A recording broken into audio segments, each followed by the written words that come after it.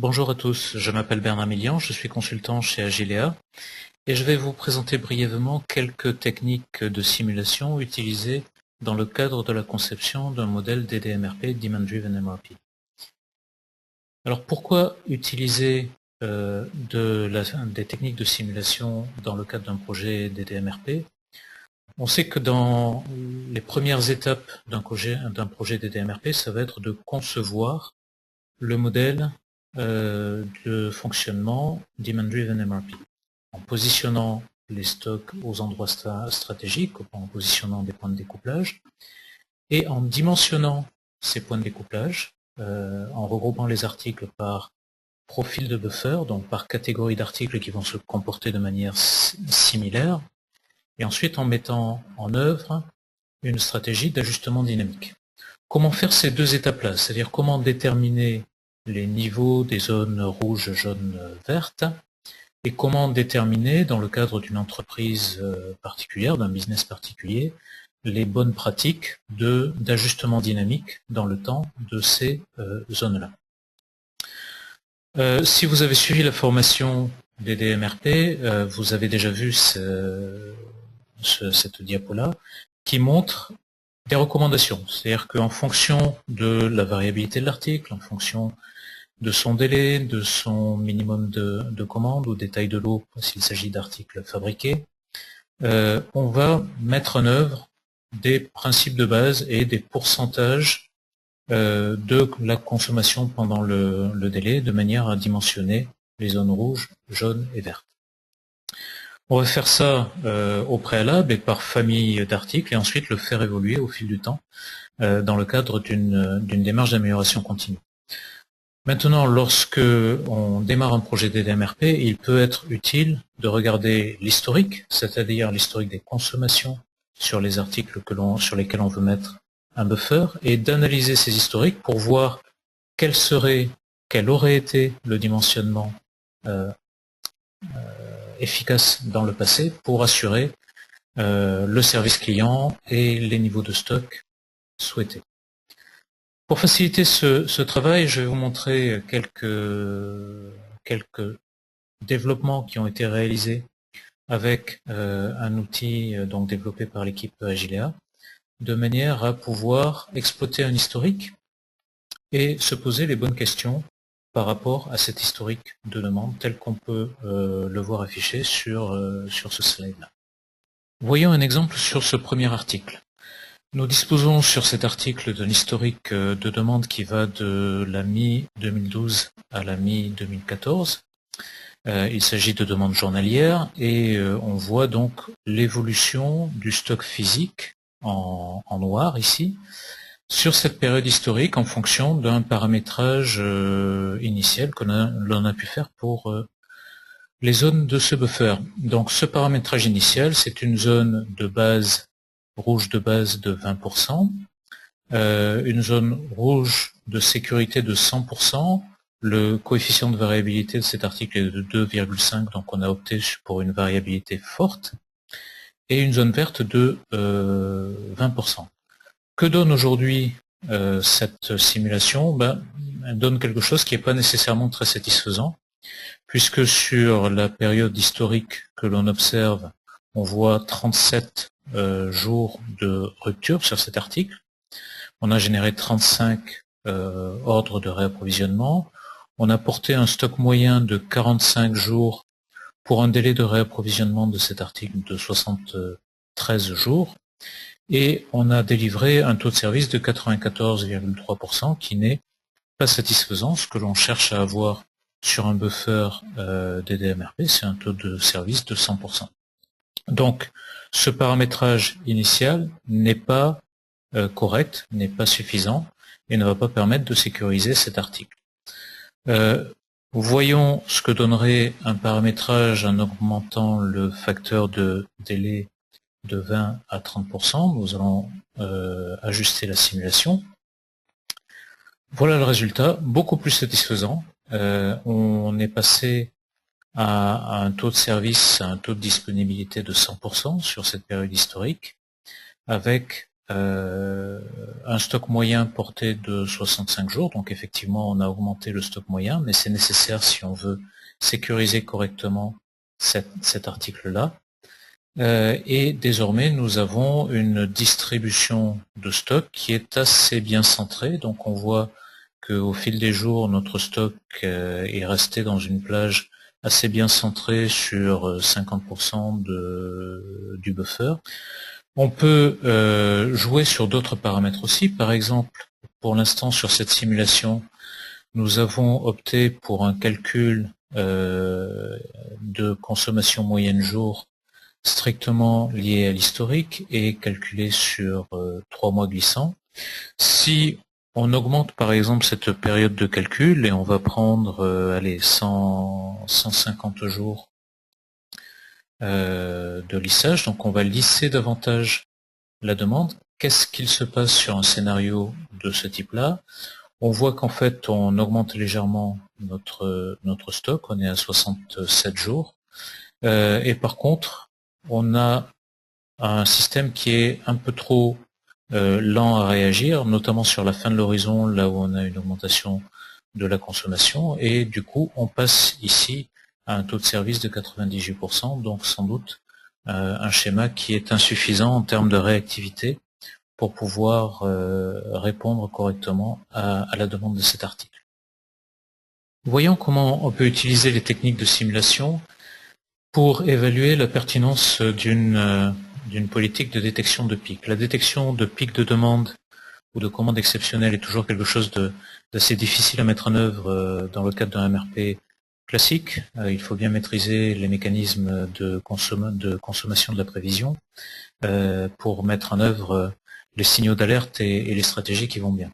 TDMRP propose un modèle qui est beaucoup plus simple à mettre en œuvre et qui permet de détecter les pics et d'y faire face avec une anticipation des réapprovisionnements lorsqu'un pic est détecté dans un certain horizon.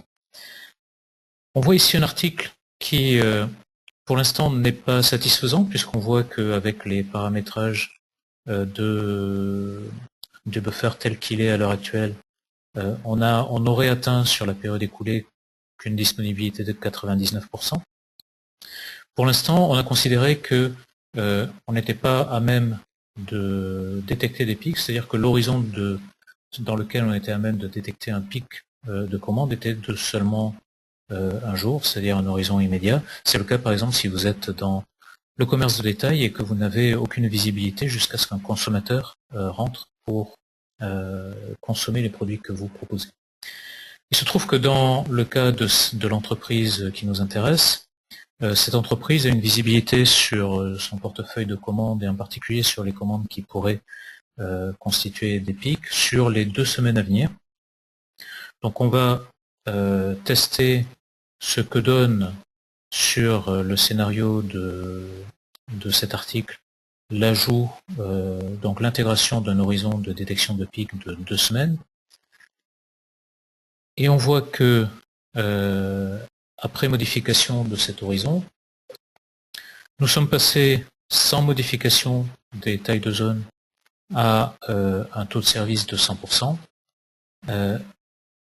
avec une légère augmentation du stock moyen, puisqu'on a anticipé chaque fois qu'un pic se profilait à l'horizon, on a anticipé un petit peu un approvisionnement, donc on est passé d'un stock moyen de 39 jours et demi à un stock de 42 jours et demi, on a augmenté de 3 jours. Par contre, on a désormais un système qui est robuste et qui permet de répondre à 100% aux besoins des clients. Donc dans le cadre de cet article, pour cette entreprise, une stratégie de détection de pic est tout à fait pertinente.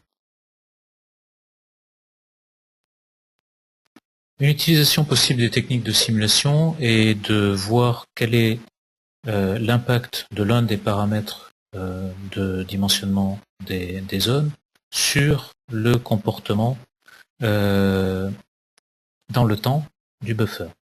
Ce que l'on peut voir sur cet article-ci, c'est une zone verte qui est très importante, ce qui veut dire que le facteur prédominant qui détermine en fait les niveaux de stock moyen de cet article, ce n'est pas le délai, ce n'est pas la variabilité, mais c'est bien la zone verte, c'est-à-dire la taille de lot qui impose aujourd'hui, qui est vraiment menante sur le dimensionnement de ce stock.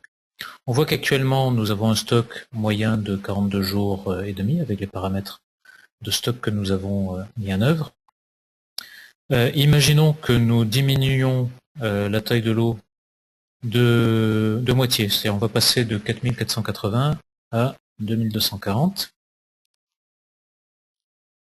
Et immédiatement, on peut voir que nous avons diminué notre stock, qui était de 42 jours, à 29,2 jours. En l'occurrence, la diminution de la taille de l'eau a un petit peu diminué aussi la sécurité. On voit qu'on est passé de 100% de disponibilité à 99,7%. Donc on peut toujours réajuster légèrement de manière à s'assurer qu'on va obtenir une bonne efficacité de notre buffer. Donc là, on est revenu à 100% pour un stock moyen de 30 jours au lieu de 42 jours initialement, par le simple fait de diminuer de moitié la taille de l'eau de cet article. Donc, les techniques de simulation peuvent permettre aussi d'orienter les efforts d'amélioration continue et d'en valoriser les impacts en termes de résultats et de besoins en fonds de roulement. Les simulations permettent aussi d'évaluer la méthode pertinente pour recalculer les consommations moyennes jour et les adapter dans le temps. Est-ce qu'on les calcule uniquement sur la base d'historique, uniquement sur la base de prévision, ou par exemple sur la base d'un mix d'historique et de prévision, de manière à s'assurer que à la fois on ait une évolution dynamique si la demande réelle est modifiée ces derniers jours, ces dernières semaines, tout en tenant compte d'événements planifiés. L'exemple de cet article est intéressant, c'est un historique client qui montre un article sur lequel, sur la base d'une stratégie de réapprovisionnement uniquement basée sur l'historique, pose des problèmes dans deux périodes particulières. On voit ici une première période de crise, suivie d'une deuxième période de crise, et chacune de ces périodes de crise, on peut le voir, est liée en fait à un changement de consommation de l'article. En discutant avec l'entreprise, on se rend compte que c'était des changements de consommation qui étaient prévisibles et prévus du fait du lancement de cet article sur deux nouveaux marchés. Donc clairement dans une situation comme celle-ci, baser le dimensionnement des buffers uniquement sur un historique conduit à des situations de rupture et ici à un taux de service de seulement 90-91%, qui est évidemment insatisfaisant. Nous allons tester une stratégie de redimensionnement différente qui tient compte pour 50% de l'historique de la demande sur les 84 derniers jours et pour 50% de la prévision de cet article à échéance de son délai de réapprovisionnement qui est de 30 jours. Donc si on applique cette nouvelle tactique, 50% d'historique, 50% de prévision, voilà ce que l'on obtient. Donc cette fois-ci, on voit qu'on passe avec 100% de taux de service. Les deux périodes de changement de rythme n'ont pas causé de rupture. Donc ça démontre bien que dans ce cas de figure, l'utilisation d'une prévision est pertinente. En conclusion, nous avons vu que l'application de techniques de simulation lors de la conception de modèles DDMRP permet de valider les dimensionnements initiaux des zones des buffers. Elle permet aussi de tester et de valider les tactiques d'ajustement dynamique. Faut-il se baser sur l'historique, sur la prévision, utiliser des facteurs d'ajustement planifiés. Elle permet aussi de valider les potentiels d'amélioration. Par exemple, que se passe-t-il lorsque le délai diminue, lorsque l'on peut diminuer la taille de l'eau, etc. Pour plus d'informations, n'hésitez pas à nous contacter. L'adresse mail est simple, ddmrp@agilea.fr. Merci à tous et au revoir.